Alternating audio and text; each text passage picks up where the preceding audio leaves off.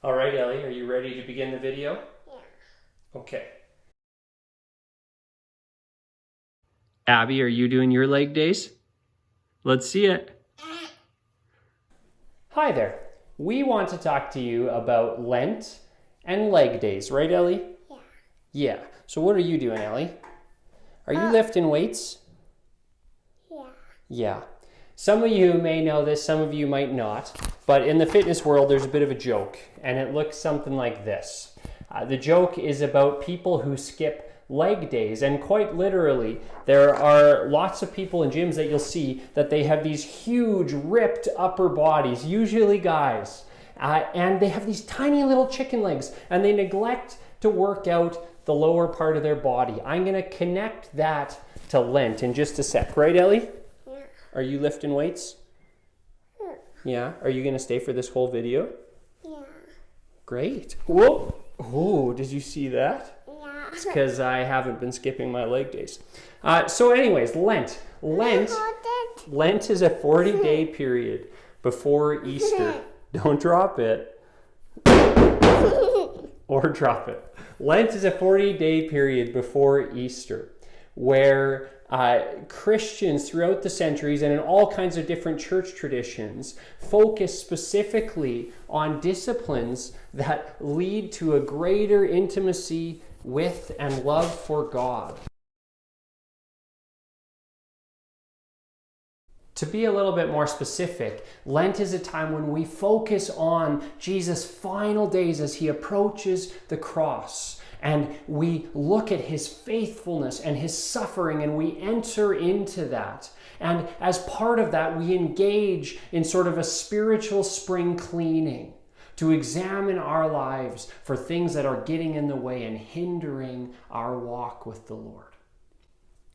So I talked about leg days before. Throughout Lent, we're going to be focusing on one text of scripture specifically, and it's from Mark chapter 12, verses 29 to 31. And you'll know it. It's when Jesus is asked the most important commandment, and he says, "Hear, O Israel, the Lord our God is one." And we're going to get into a little bit of the background of that answer, something that has been prayed by Jews for centuries and centuries and centuries. And then Jesus says, "Love the Lord your God and love your neighbor as yourself." So we're going to be reflecting on that. And remember, I said leg days before. I was talking about these neglected exercises.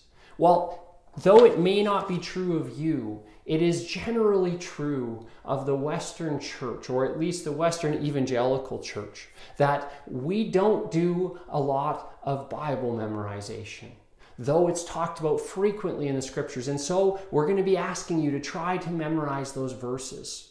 Not a big deal if you don't pull it off, but I think you'll be able to do it. We're also going to be meditating on that scripture. The whole 6 weeks of Lent, we're going to be meditating on those 3 verses. Because again, the Bible tells us to, and this is something that we don't always do a lot of. The third thing we're going to do is engage in confession. This is definitely something that is less common in an evangelical church, and yet it's something taught in the scriptures, and it's something attested to by believers all through the centuries, that it's an important practice. Specifically, we're going to be looking for the ways that we have drifted. You know, you're sitting in a boat and all of a sudden your boat is somewhere else. It's further from shore. That happens to us in our walk with God. We're going to be looking at places that we've gotten distracted.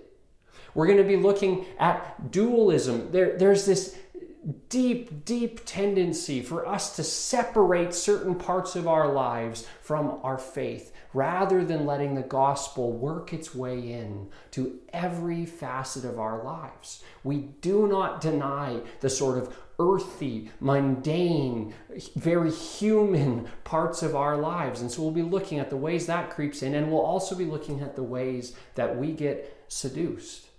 We sing that song sometimes, "I flirt with the world, it steals my love for you." Frankly, we do a lot more than flirt with the world sometimes, don't we?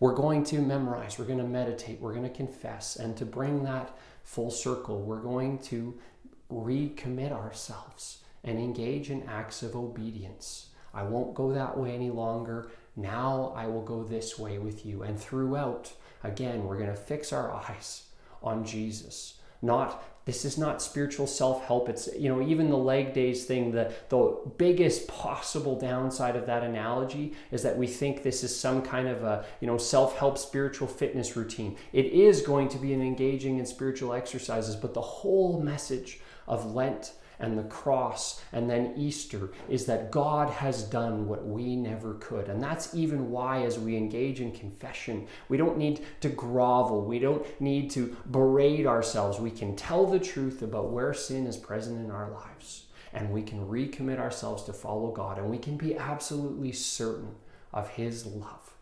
So, I hope that you'll join us for leg days all through Lent, whether you're a newer believer or you've been at this for a long time.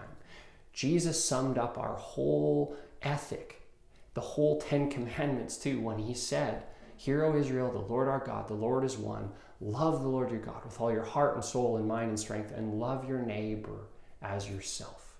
And so it's probably worth taking a long look at that. I hope you'll join us. Hello, everybody. Hey, Ellie, can you do a squat for me?